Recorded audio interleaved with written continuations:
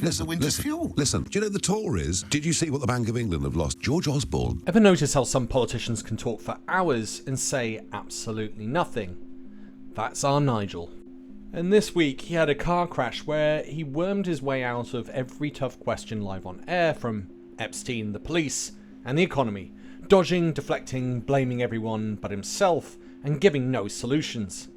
But here's the thing, when you scratch the surface, you find more rot than you bargained for. Well, that's up to them in America, isn't it? What's your view? First up, let's have a look at Reform and Farage's policies, but specifically we're going to concentrate on their economic plan. The caller suggests that she's looked at their economic policies and the numbers just don't add up. To be told my sums don't add up. Do you know the Tories increased the national debt 2.5 times? So asked about his economic policies, and he deflects by talking about economic policies that were instigated about a decade ago. So, let us be clear. Just on one quick point. Go on. The two-child benefit. I was very clear that I thought British working people should be able to get that. And what I mean by that is not people coming into the country from overseas, not those that are unemployed, but people who are working on low wages where a couple both work. I think we should help them with tax credits. I thought Brexit was all about helping British people, but apparently if you're unemployed, you're not worthy of helping. Another potentially 70 billion into HS2. Even the OBR, who are, effectively an instrument of government, really, even they admit that net zero is costing 30 billion a year. So Nigel's plan, if he stopped all funding to HS2 in 2029, which is when the next election is likely to happen, that means the southern section will be complete and the north will not get anything. There will be no HS2 for the north of England. What you can see in front of you are Australian bushfires seen from space. These fires are escalating across the globe. What is needed is some serious action to try and cool the planet down because it's overheating. And it's not being helped by all these bushfires and increased heating by pumping more CO2 into the atmosphere. So remember this with Brexit, everything was going to be cheaper. Have cheaper food, cheaper shoes, cheaper bras. We can give people cheaper food, cheaper bras, cheaper shoes. It's a massive opportunity. So you say. Well, that's going to be harder to achieve with climate change. And let me provide you with a clear example. Coffee, a drink most Brits crave first thing in the morning. Well, have you noticed how the price has doubled since Brexit? And the reason? Climate change. Global crop yields are declining. When you have less of something, the price goes up. And the most scary thing? Farmers are trying to adapt, and it isn't quick enough. And yet Nigel sat there going, pour more gasoline onto the fire. It'll be all right. Nick, you can start going on and seeing massive cuts, massive savings that can be made. But, Mr. Farage, your website still says spending commitments £141 billion. Yeah. Financed by savings, this would be 100 times larger than the winter fuel payment you've referenced twice. Did you 100? Did you see what the Bank of England have lost every year on quantitative easing? Taking me elsewhere. Surely that lacks credibility. No. You've asked how we're going to pay for it. Okay, listen. It's 100 times the savings of the winter's fuel. Listen. All right, Napoleon, we've listened. And it seems that all you want to do is austerity 2.0 on steroids. Yes. Listen. Yes. Scrap net zero. Scrap HS2. Stop the Bank of England paying interest on QE money. Now, this suggestion here is the type of thing that could break the British economy, and I'll explain why. The government borrows money by selling these things called bonds, also known as IOUs, to investors and banks. And the banks and investors buy these because they're guaranteed some interest rates. Essentially because it's a safe place to borrow from, the government is unlikely to completely collapse. In times of crises such as Brexit or a pandemic, the Bank of England wants to help the economy. It buys a lot of these government bonds from banks and investors, and by doing this it's hoping to pump new money into the financial system, making it easier for people and businesses to borrow and spend. So imagine going and taking your savings, putting it in a bank, and then Nigel Farage turning up and going, "You're not getting any interest from that." You'd be pretty angry, and if you're rich enough, you're going to sue the government. Meanwhile, the banks and the economy are going to go into free fall, because they've suddenly lost a huge amount of their revenue out of nowhere. Honestly, this is one of the dumbest things I've ever heard anyone suggest, and Farage is pushing it forward, and 30% of the population currently want to vote this in. How's that for a start? Well, you scrap net zero, DEI, the coalition, George Osborne's austerity got £18 billion by the end of the Parliament, 2010-2015. You're going 8 times that. And it's because of insane policies that he just put forward like that one, that the Conservatives are doubling in donations, and membership has dropped by 10,000. No. George Osborne massively... No, Nick, we're not having a proper debate here. No, we're not, because every time a policy is brought to your attention, you evade and start talking about someone else doing something else at another point in time. You're not actually defending anything that you're putting forward. Well, George Osborne, under George... No. Have a look at what you're looking at there. Even that. Have you seen what Osborne did to the national debt? It went up listen to me. He did it again. Listen to me. Starting to notice a bit of a Napoleon complex. It's gone up 1.8 trillion, not 140 billion, 1.8 trillion since Osborne became Chancellor. You could put your hand on your heart and say these figures do add up. Without a doubt. Every single set of figures that any government puts in a budget or whatever is all dependent on one key component, and that is called growth, right? We have basically had no growth for many, many years. We con ourselves that gross domestic product, GDP, steadily goes up. It's flatlined now.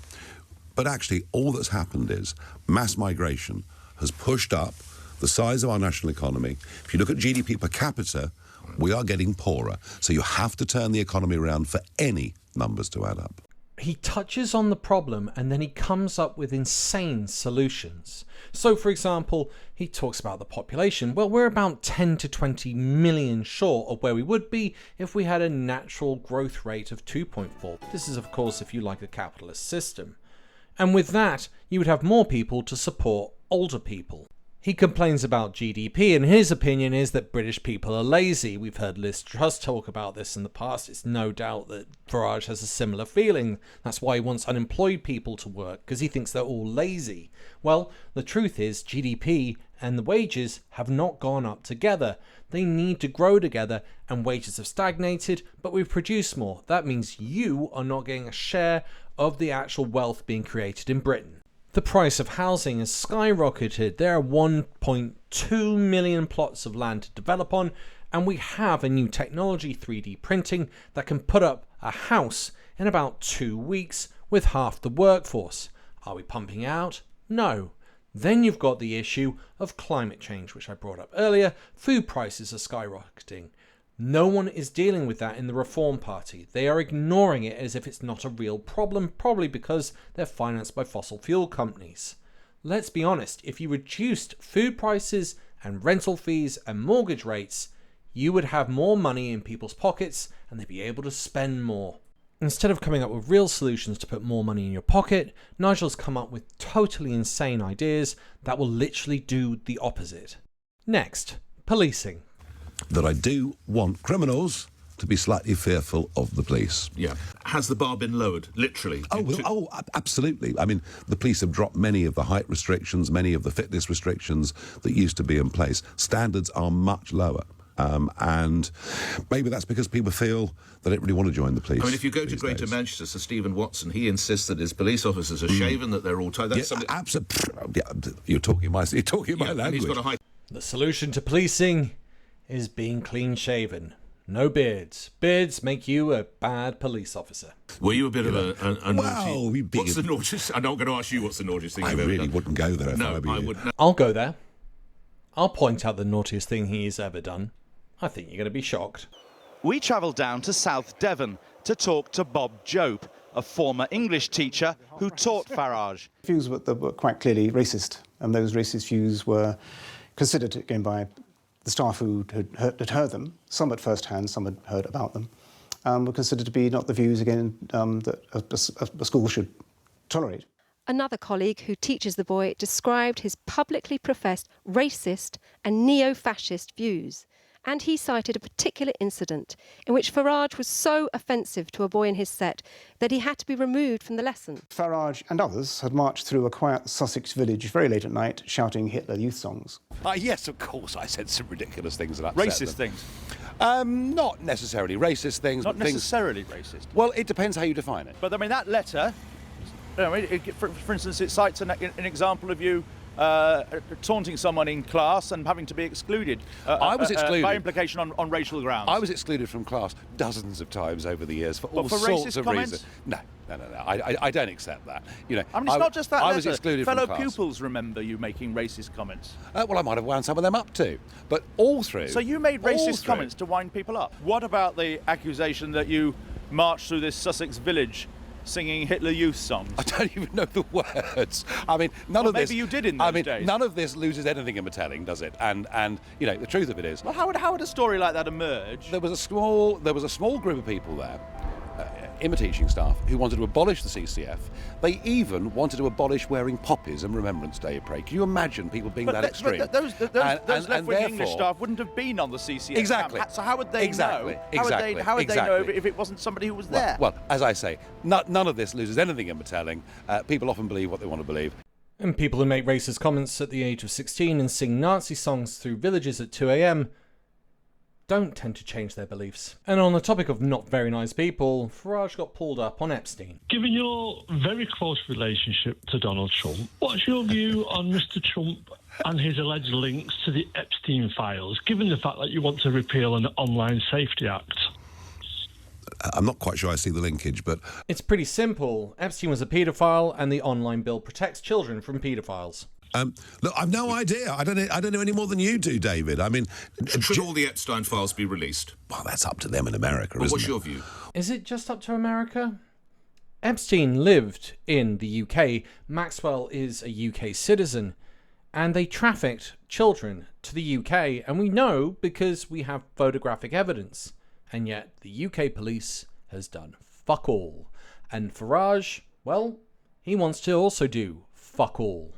You know, they were the circles. What has Mr. Trump said to you about Epstein? Nothing. Absolutely nothing. We've never discussed it. And let's be clear, David, he did not go to the island. This is just frankly an awful defence. And part of the reason for me saying that is we have evidence of Trump using Epstein's plane, but we don't know where it landed. All we know is that Trump denies going to the island, although he also called it I never had the privilege of going to his island. a privilege not to have gone. Fucking strange words. But, you know, Farage is always going to defend him. But the other thing is, we've got a journalist claiming that he's seen photographs of Trump and Epstein together with young girls, not on the island, but in Florida at Epstein's house. And I was sitting talking to Epstein, and he said, "Wait a minute, I got to show you something."